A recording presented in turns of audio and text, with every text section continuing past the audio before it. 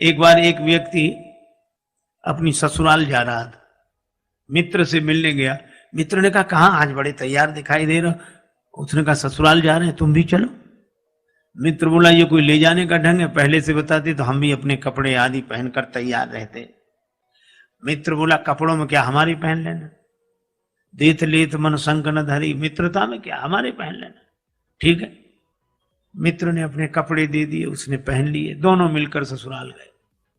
अब वहां लोगों ने बड़ा स्वागत सत्कार किया। पड़ोस में बैठने के लिए गए तो एक ने पूछा बहुत दिन बाद आए, आपकी बड़ी प्रतीक्षा हो रही थी, आपके आने से बड़ा अच्छा लगा, लेकिन ये आपके साथ कौन है। अब उन्होंने परिचय देना शुरू। हमारे मित्र हैं, बहुत अच्छे आदमी हैं। बोले कहाँ जा रहे हो। हमने कहा ससुराल। हमने कहा तुम भी चलो। बोले कपड़े नहीं है, तो कपड़े भी हमारे ही पहने हैं। मित्र बहुत अच्छे। अब मित्र को बड़ा बुरा लगा। एकांत पाकर मित्र ने कहा कि मैं तो जा रहा हूं, तुम्हारे जैसा हमने आदमी नहीं देखा। लोग हमारे बारे में पूछते हैं कि कपड़ों के बारे में, तुम कपड़ों के बारे में काहे को बताते हो। अरे बोला अब क्षमा करो, गलती हो गई, अब नहीं बोलूंगा। अब दूसरी जगह फिर बैठने गए, लोगों ने परिचय पूछा, कहने लगे हमारे बड़े अच्छे मित्र हैं, और हमने कहा ससुराल जा रहे हैं। एक ही कहने से हमारे साथ आ गए और कहते कहते निकल गया कपड़े। अब कहा कि मित्र फिर डांटेगा कि ये कपड़े, तो लोगों ने कहा कपड़े क्या कपड़े, तो बोले कपड़े ये इनके अपने हैं, ये खुद के कपड़े पहने हैं, खुद के अपने अपने। और लोगों ने सोचा कपड़े तो सब खुद के पहनते हैं इसमें। मित्र ने फिर कहा कि अब मैं नहीं रुकूंगा। तुमने फिर कपड़ों के बारे में, तो कहा हमने तो तुम्हारे ही बताए। तो बताए क्यों, लोग हमारे बारे में पूछते कि कपड़ों के बारे में। बोले अब मैं कहूंगा ही नहीं, बिल्कुल नहीं कहूंगा। मित्र फिर रुक गया। पर तीसरी जगह बैठने गए, लोगों ने परिचय पूछा कि आप तो बड़े अच्छे हैं, आपके साथ हमारे मित्र हैं, बड़े प्रेमी हैं, एक ही कहने से हमारे साथ आए, और इनकी जितने गुण गाए जाएं सब कम है, लेकिन क्षमा करें हम कपड़ों के बारे में कुछ नहीं कहना चाहते। अब फिर कपड़े, अब भीतर भरे कपड़े। हम जो चीज खाएंगे डकार में गंध भी तो उसी की आएगी। तो भीतर जो भरा हो वही बाहर दिखेगा। निराकार हूं मैं न साकार हूं, भक्त की भावना से तदाकार हूं।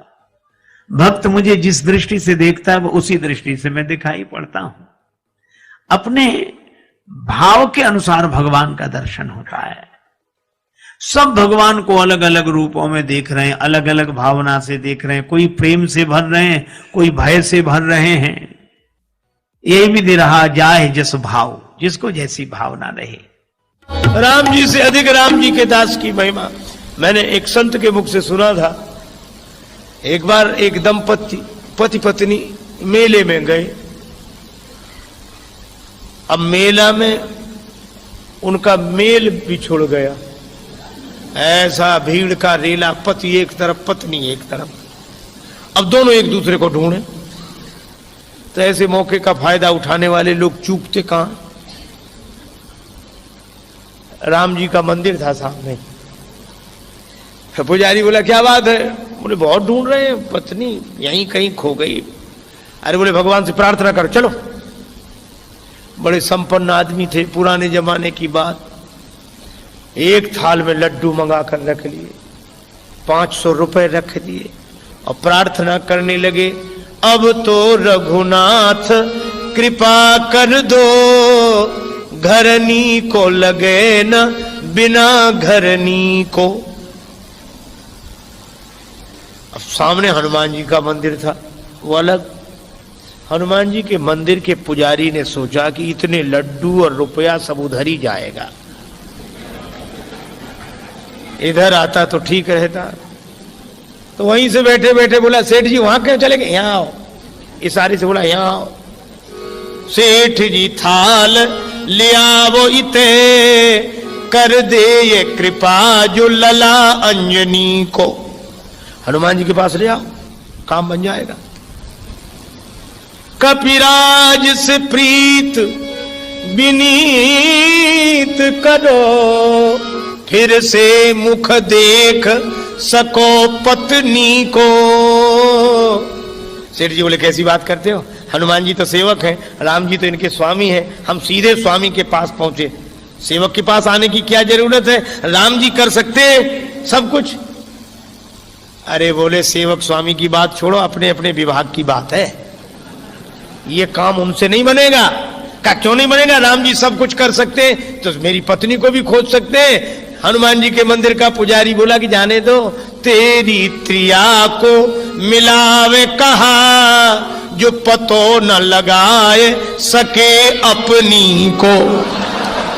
तुम्हारी पत्नी क्या ढूंढेंगे, उनकी भी खो गई थी तो यही गए थे ढूंढने। और उसने तो अपने मतलब के लिए तर्क दिया पुजारी, पर सेठ जी के मन में बात जम गई। हनुमान जी के मंदिर पर आए, सचमुच उनकी पत्नी भी आ गई वहीं दर्शन के लिए। सबके मुख से निकला कि भाई विनोद में ही सही, पर राम थे अधिक राम कर दासा। हनुमान जी की आज भी पूछ है, लेकिन ये पूछ है क्यों? क्योंकि जास हृदय आगार बसई राम सर चाप धर।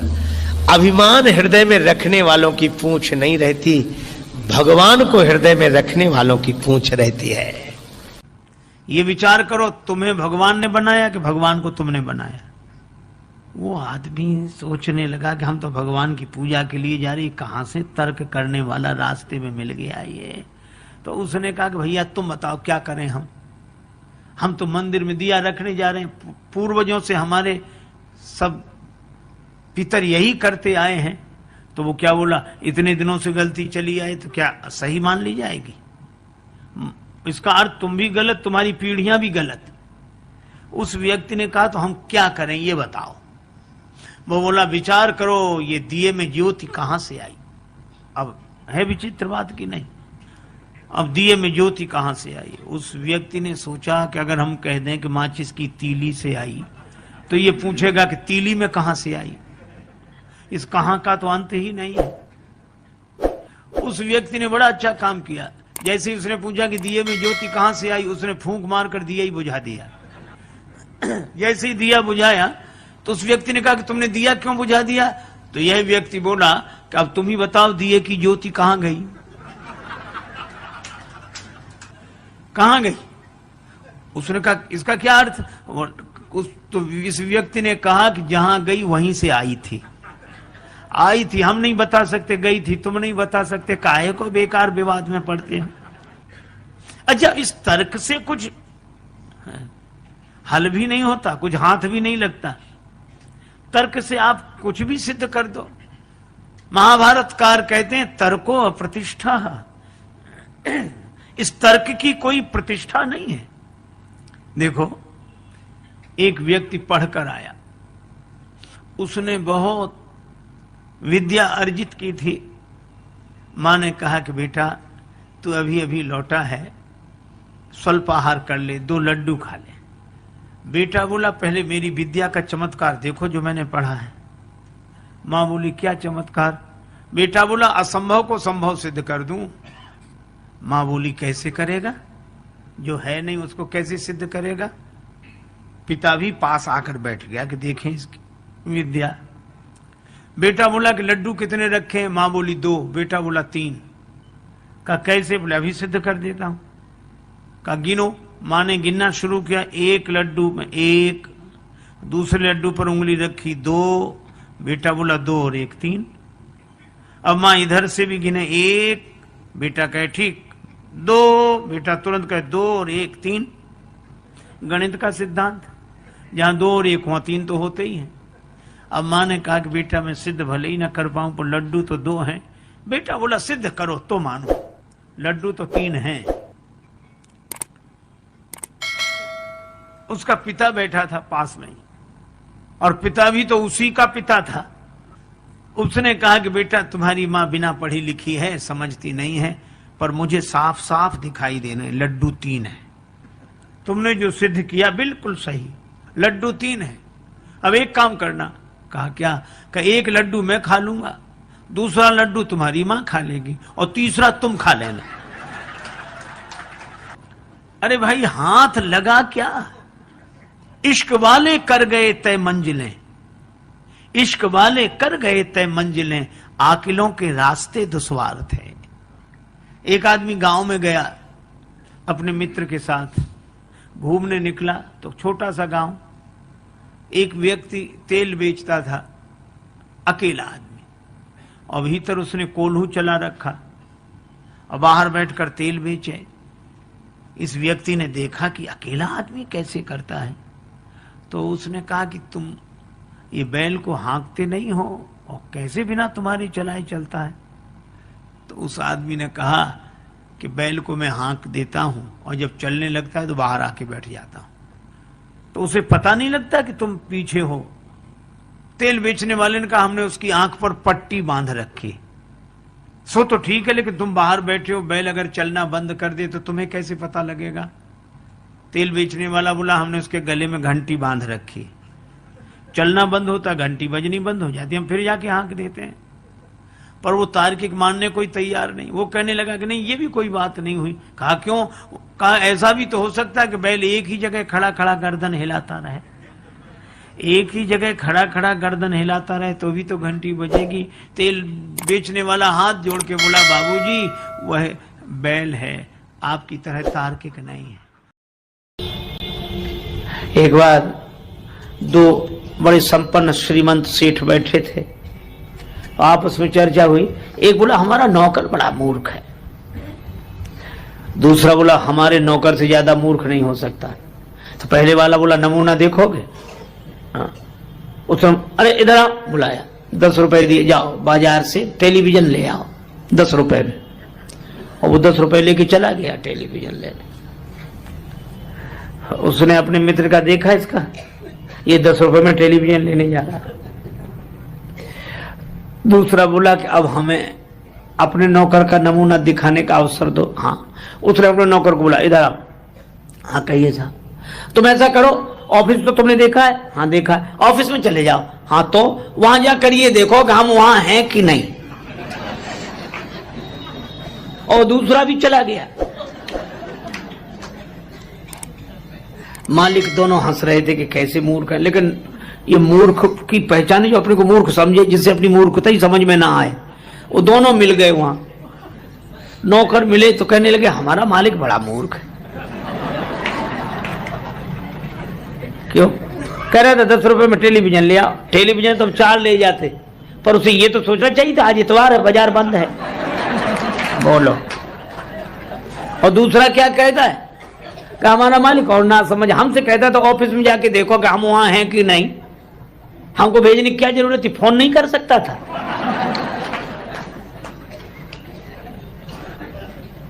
दोनों ही नहीं समझ रहे।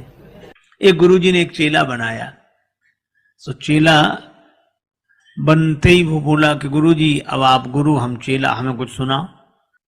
पहले शिष्य लोग कहते महाराज कुछ समझा दो, अब समझा सुनाओ। तो गुरुजी ने कहा कि बेटा राम राम किया करो। अरे कहिए साधारण सब लोग लेते, इसमें क्या है। गुरुजी भी समझ गए कि चेला नहीं गुरु ही मिला है। तो गुरुजी ने कहा कि बेटा रामायण, रामचरितमानस रामायण और सब। बोले ये भी साधारण चीज, सब लोग गाते हैं, रामायण में क्या है, ऊंचा सुनाओ, ऊंची बात।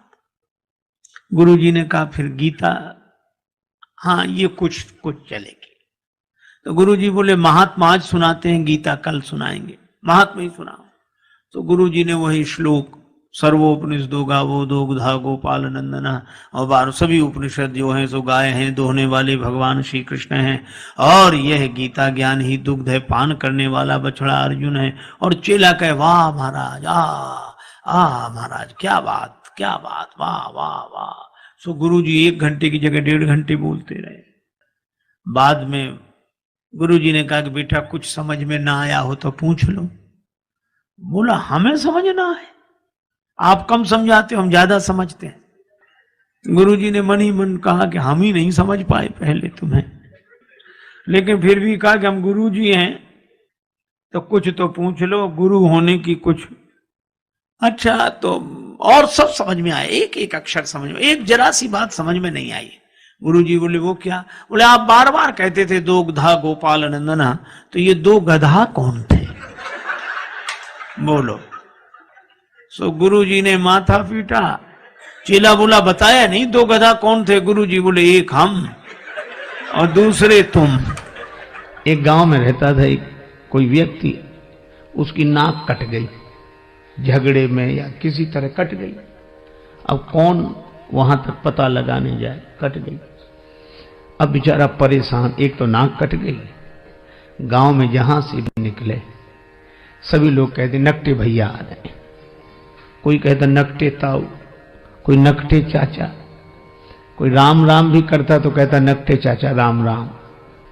उस बेचारे को बड़ा बुरा लगे, लेकिन करे क्या, नाक को छिपावे भी तो कैसे, कान कटे तो कुछ टोपी लगा ले, कपड़ा बांध ले, आंख ना हो तो चश्मा लगा ले, नाक का क्या करे, सीधे सामने ही साफ। तो उसने सोचा नाक कट गई तो नकटे की कोई इज्जत तो होती नहीं है। तो उस नकटे ने इज्जत पाने के लिए एक युक्ति सोची, क्या, साधु बन जाओ ताकि हमारी कटी हुई नाक पर ध्यान न जाए। पर लोग भी तो विचित्र हैं, बेचारा साधु भी हो गया तो भी लोग कहते नकटे बाबा आए, नकटे स्वामी जी। अब बड़ी मुसीबत। और कोई कहता नकटे, तो दूसरे लोग डांटते हैं, ऐसे बोलते हो, साधु हैं ऐसे मत बोलो। तो उसे लगता कि शायद पक्ष में हो, लेकिन वो भी यही पूछता कि महाराज कैसे कट गई। अब उसको लगा कि इस क्या करें, तो एक कुटिल योजना उसने मन में बनाई। एक आदमी ने एकांत में आकर पूछा कि नाक कैसे कट गई। बोला ये बहुत बड़े रहस्य की बात है, कटी नहीं है, हमने खुद काटी है। सो क्यों? एक दिन भगवान ने कहा स्वप्न में, तू मुझे चाहता है, मेरा भक्त है, तो मेरे लिए क्या कर सकता है तो मैं तुझे प्राप्त हो जाऊं। मैंने स्वप्न में कहा आप जो कहें, सिर काट कर रख दो। भगवान ने कहा सिर नहीं, केवल नाक काट ले, मैं दर्शन दूंगा और सदा तुम्हारे सामने रहूंगा। तो जब से नाक कटी है, काट दी मैंने, भगवान प्रकट हो गए और देखो ये दिख रहे हैं सामने, दर्शन हो रहा। हा जय हो प्रभु, ये भगवान दिख रहे हैं, हमेशा रहते हैं, हमको खूब दिखते हैं। और भगवान ने एक बात और कही थी कि तुम जिसकी काट दोगे उसे भी दिखेंगे। अब भगवान का दर्शन कौन नहीं चाहता, नाक कटे तो कटे। बोले लोग भले ही कुछ समझे, नाक कटे तो भगवान मिल रहे। तो कहा एक बात है, क्या, हमको भी मिलेंगे भगवान? हाँ मिलेंगे। तो काय को नाक कटवाता? बोले नहीं, नाक जाए तो जाए, दर्शन तो हो। तो कही आ जाओ सवेरे। गया, उसकी भी काटी। अब कहीं भगवान ऐसे मिलते हैं? उसकी नाक कटी, उसने कहा कि हमें तो नहीं दिख रहे कहीं। बोला हमें भी नहीं दिखते। कहा फिर हमारी काय काट दी? कहा कि हम अकेले परेशान थे, सब दो हो गए। अब उस बेचारे को मिला कुछ नहीं था उस नकटे के पास, और नकटों के पास किसी को कुछ मिलता भी नहीं है, लेकिन चूंकि अपनी नाक कट गई तो मजबूरी थी। अब वही हल्ला मचाने लगा, हाँ भगवान दिख रहे हैं, ये दिख रहे हैं, प्रत्यक्ष दिख रहे हैं, सामने दिख रहे हैं। अब पहले तो एक कहता था, हाँ, अब दो कहने लगे। बोलो, प्रचार इतना हावी हो जाता है कि प्रचार इतना प्रभावपूर्ण ढंग से जीवन में अपना प्रभाव डालता है कि प्रचार के चक्कर में आदमी विचार करना ही भूल जाता है। विचार बेचारा जैसी कौंधता है वैसी प्रचार। कोई कहता है अरे क्या बात करते हो, अगर कुछ नहीं होता तो इतना होता। तो आदमी फिर चुप रह जाए। अब दो कहने लगे, ये दिख रहे हैं भगवान, ये दिख रहे हैं। दो में से किसी को नहीं दिख रहे थे, पर चूंकि नाक कटी थी तो मजबूरी में कहना कि दिख रहे हैं। तो तीसरे ने भी कटवा लिया, अब 3 हो गए।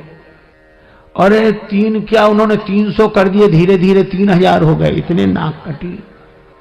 अब जब भीड़ हो गई तो आदमी को विश्वास करना मजबूरी थी कि मिले होंगे भगवान, इतने लोग नाक कटाते। नकटों का समूह चल पड़ा, भीड़ की भीड़ नकटों की, किसी को कुछ नहीं मिला, सब हल्ला मचा रहे, झूम रहे, ना ये मिल गए, ये मिल गए। वो तो एक साहसी आदमी आया, उसने कहा हमारी कटी सुकटी औरों की तो बचा लें। तब उसने हिम्मत करके कहा कि यहां कुछ नहीं है, यही है भीड़ के साथ एक ही शब्द है, भाड़। भीड़ भाड़, भीड़ अक्सर आदमी को भाड़ में ही ले जाती है। अब प्रचार की क्या बात कहें, आप अन्यथा न ले, मैं श्री राम कथा ही कह रहा हूं। एक पल नहीं जिए जो इंसान की तरह, एक पल नहीं जिए जो इंसान की तरह, वे पूज रहे हैं आजकल भगवान की तरह। एक पल नहीं जिए जो इंसान की तरह, वे पूज रहे हैं आजकल भगवान की तरह। मेहरबानी मीडिया की, मेहरबानी मीडिया की, रुपयों की वजह से दुनिया में छा गए हैं तूफान की तरह। उपदेश दे रहे हैं औरों को शांति का, उपदेश दे रहे हैं औरों को शांति का, और आपस में लड़ रहे हैं पहलवान की तरह। और फूलों की तरह खिलते मिलते नहीं हैं संत, फूलों की तरह खिलते मिलते नहीं हैं संत, टीवी के खुलते खुलते दुकान की तरह। और राजेश त्याग हरि को धनियों के हाथ में, साधु भी बिक रहे हैं सामान की तरह। क्या ये विडंबना है। और यह बात मुझे तब याद आती है जब मैं सोचता हूं कि राम जी के दर्शन के लिए अयोध्या की देवियां भी गई, पर सहज श्रृंगार, क्योंकि जानती हैं भगवान सहजता पर रीझते हैं। आप जैसे हैं वैसे ही भगवान के सामने पहुंच जाएं। अच्छा, आप जैसे हैं वैसे ही भगवान के सामने पहुंच जाएं तो आप भगवान के लिए अनमोल हैं। और अगर आप जैसे ही हैं वैसे ही दुनिया के सामने पहुंच जाएं तो आप करोड़ों के भी हों तो 2 कौड़ी के, और आप हों कुछ और दिखें कुछ तो 2 कौड़ी के भी हों तो करोड़ों के। पर बनावट जहां चले तो ठीक, पर भगवान के यहां तो न चले। इसलिए सहज श्रृंगार, सहजता ही जीवन का श्रृंगार है, सरलता। एक व्यक्ति अपनी ससुराल गया, गांव का रहने वाला था, पत्नी शिक्षित मिल गई, ससुराल पहुंच गया बिना सूचना के। उसकी देवी ने बड़ी प्रशंसा कर रखी थी कि बड़े सुयोग्य हैं, बहुत समझदार हैं। तो उसकी सहेलियां इकट्ठी हो गई, वो भोजन के लिए बैठे। पत्नी मन ही मन डर रही थी कि इतनी इनकी बात बनाई है, पर ये कैसे हैं सो तो मैं जानती ही हूं। चलो, तो गांव की परंपरा, वो भोजन बनाने बैठी चूल्हे पर, और उसने सामने उनको बिठाया भोजन करें। अब उसकी सहेलियां परोस रही थी भोजन बार बार। पूड़ी साग थाली में आया, वो ऐसा विचित्र आदमी एक पूड़ी उठा गया। सोच रहा था छोटी सी पूड़ी है, इसके टुकड़े करना, ग्रास करना तो बेकार है, पूड़ी ही ग्रास है। वो एक पूड़ी में साग रखे और एक। अब उस देवी को बड़ा संकोच लगा, बड़ी लाज लगी, किसने नाक कटवा दी। और सहेलियां मुस्कुरा मुस्कुरा कर कहें, जैसा आपने कहा था वैसे ही हैं, बड़े समझदार हैं बहुत। तो महिला बड़ी विवेकवती थी, उसने सोचा कि बात किसी तरह बन जाए। तो वो तो पूरी खाई जा रहे थे। अब उसको था कि ये हमारी तरफ देखें तो हम इशारा करें। तो जैसे उस उधर देखा तो उसने भोजन बनाते बनाते इशारा किया, उंगली 2 उठाई गंवारपन पति को देख, कि एक एक पूरी के ग्रास 2 करें जा। 2 उंगली उठाई कि कम से कम एक पूरी के 2 टुकड़े तो करो, इतनी छोटी भी नहीं है कि तुम 2 टुकड़े ही ना करो। पति ने समझा कि हमारी पत्नी पूरी सहानुभूति के साथ कह रही कि थके हुए हो, इतनी दूर से चलकर आए, एक पूरी में क्या होता है, 2-2। अब तो एक पूरी उठावे, उस पर साग रखे, दूसरी पूरी उसके ऊपर रखे, 2-2 को चावे लागो मूढ़ जब एक साथ। तो पत्नी ने अपना माथा पीट लिया। समझाने वाले तभी माथा पीटते हैं कि समझने वाला उल्टा ही समझे। तो माथ ठोक त्रिया कहे लाज सो डरे जा। मत्था पीटा कि लाज तो रख, कुछ तो समझ। पति ने समझा ओ बड़ी भूल हो रही थी। पत्नी कह रही है कि ये पूड़ियां साधारण नहीं है, पूजा की पूड़ियां हैं, इन्हें पहले प्रणाम करो, माथे से लगाओ फिर खाओ। पतिदेव समझे कि पावे के प्रथम इन पूजनीय पूरन को शीश पे धरे जा। अब तो वो 2 पूड़ी और साग फिर माथे से लगाओ फिर खाए। तो पत्नी ने अवसर देखा तो पति को समझाने के लिए चूल्हे से बोली, एक लकड़ी लगाई, अग्नि प्रज्वलित की और बोल उठी रोष भरी चूल्हे से चतुर नारी। और चतुर नारी ने यही कहा कि अरे चूल्हे, जैसो जरे आयो प्रथम तैसो ही जरे जा। इससे तो तू पहले ही अच्छा था, जैसा जल रहा था वैसे ही जलता रहे। समझाने से तो और उल्टा हो गया। कई बार लोग उल्टा ही समझते हैं।